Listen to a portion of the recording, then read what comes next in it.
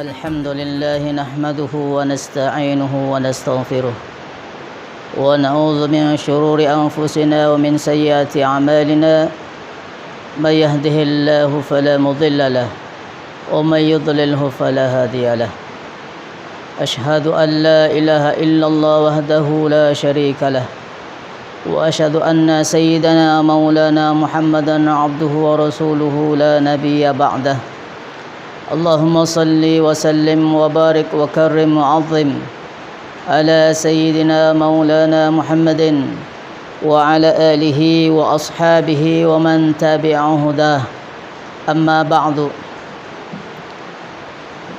Para hadirin, anak-anak santri yang saya muliakan, sahabat Al-Harith yang saya muliakan, puji dan syukur kita haturkan kepada Allah Subhanahu wa taala yang berkat hidayah inayahnya kita bisa melaksanakan acara masma ini. Mudah-mudahan apa yang kita lakukan di sini mendapat ganjaran dan pahala di sisi Allah Subhanahu wa taala. Selawat dan salam tidak lupa pula kita sanjungkan kepada baginda Nabi kita Muhammad sallallahu alaihi wasallam beserta para keluarganya, sahabat dan orang yang mengikuti sunnah-sunnahnya. Mudah-mudahan selawat dan salam akan tercurah kepada kita dan keluarga kita, sahabat Al-Harith dan anak-anak santri yang dimuliakan Allah Subhanahu wa taala. Banyak kita dengar dan kita lihat anak-anak zaman sekarang sudah tidak menghormati dan berbakti kepada orang tuanya. Banyak kita dengar dan kita lihat di media massa anak-anak yang membunuh orang tuanya, anak-anak yang melaporkan orang tuanya ke polisi dan lain sebagainya. Oleh karena itu pada pagi hari ini saya akan mengetengahkan tentang adab dan akhlak kepada orang tua. Imam Ghazali rahimahullah dalam kitabnya Adabuddin wad Dunya, beliau menjelaskan tentang adab-adab seorang anak kepada orang tuanya. Beliau menjelaskan adabul walad ma'a waladaihi, adabnya seorang anak kepada orang tuanya. Yasma'u kalamahu, yang pertama adalah mendengarkan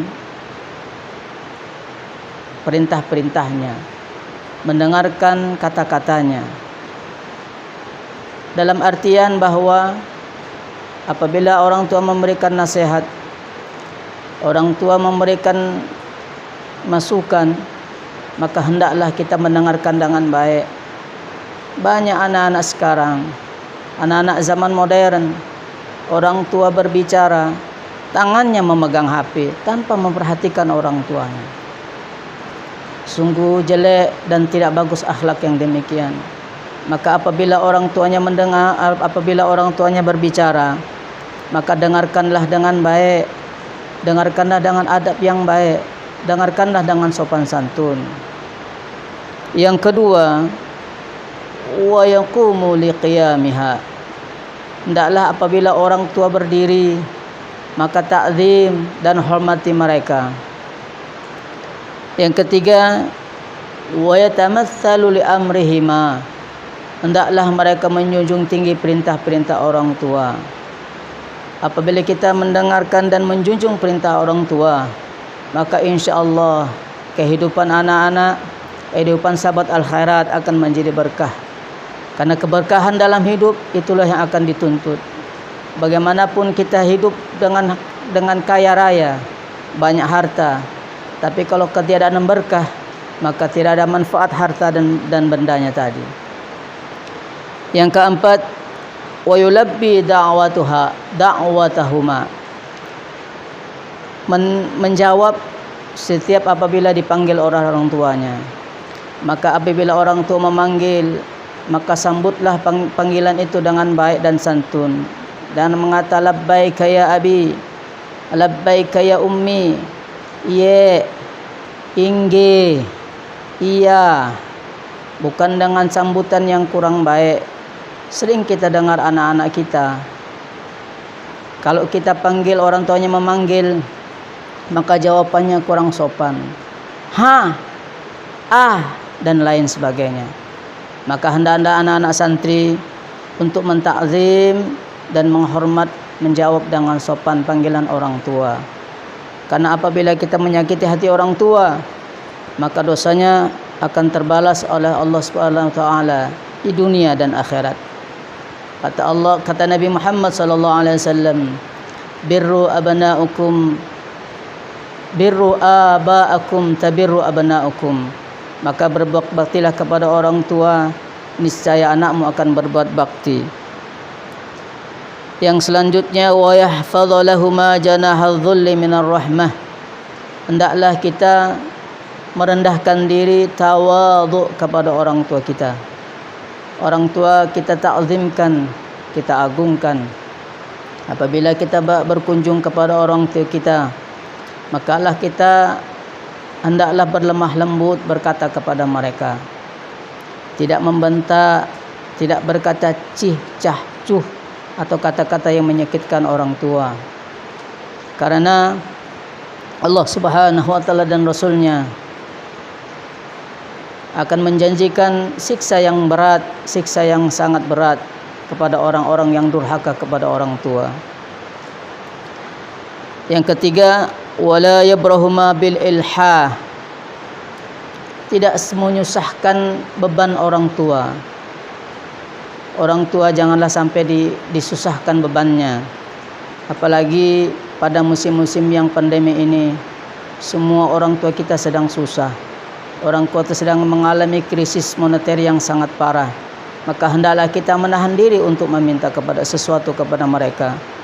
Kalaupun itu kita membutuhkan, hendaklah kita berkata dengan lemah lembut kepada mereka, tidak dengan ilhah, tidak dengan kasar, tidak dengan kata-kata yang kurang membuat orang tua sakit hati dan lain sebagainya. Wala bil qiyami bi amrihima. Artinya tidak memandang mereka dengan curiga. Yang terakhir adalah wala yanzuru ilaihima shiraran wala ya'silahuma amra. Yang terakhir kata Imam Ghazali, janganlah memandang kepada orang tua dengan pandangan hina, pandangan rendah, pandangan jahat, tetapi pandanglah dengan pandangan rahmat. Karena barang siapa anak-anak yang memandang orang tua dengan pandangan rahmat, maka Allah Subhanahu wa taala akan menurunkan rahmat baginya, akan menurunkan berkah kepadanya. Wala ya'silahum amra, dan jangan sekali-kali bermaksiat kepada Allah, kepada mereka. Dalam satu riwayat dalam kitab Durratun Nasihin, ada seorang ahli ibadah, kemudian sementara beribadah, datanglah orang tuanya, ibunya, memanggil dia. Kemudian dia bertanya dalam hatinya, apakah aku meneruskan ibadah atau saya memenuhi panggilan ibuku? Dipanggil lagi oleh ibunya, wahai ahli ibadah. Kemudian menjawab dalam hatinya, apakah aku memenuhi panggilan ibuku atau saya lanjutkan ibadahku? Akhirnya muncul kejengkelan dalam hati ibunya. Muncul kata-kata, wahai anakku, engkau tidak akan mati kecuali engkau mendapatkan syirarah, kecuali engkau akan mendapatkan siksaan dari Allah Subhanahu wa taala. Maka suatu hari ketika dia ibadah, banyak orang yang hasud kepadanya, az-zahid. Akhirnya dia difitnah. Ada seorang orang mengirimkan perempuan yang cantik jelita di tempat ibadahnya. Digoda oleh perempuan itu, tapi alhamdulillah Allah Ta'ala masih menyelamatkan dia. Karena tidak mampu menggoda az-zahid, maka perempuan itu pergi ke tanah lapang dan bertemu dengan gembala. Akhirnya mereka berzina sehingga perempuan tadi hamil. Kemudian setelah besar perutnya, perempuan tadi berteriak-teriak di pasar bahwa bayi yang di dalam perutku adalah perbuatan az-zahid. Akhirnya masyarakat marah dan menghancurkan tempat ibadah Az-Zahid. Sampai dia diikat oleh orang kampung, dibakar tempat ibadahnya. Sehingga suatu saat kata Zahid, apabila anak ini lahir, kita buktikan bersama. Setelah anak ini lahir, maka Az-Zahid menekan perut ini anak dengan berkata, wahai anak ini, wahai anak yang baru lahir, siapakah orang tuamu?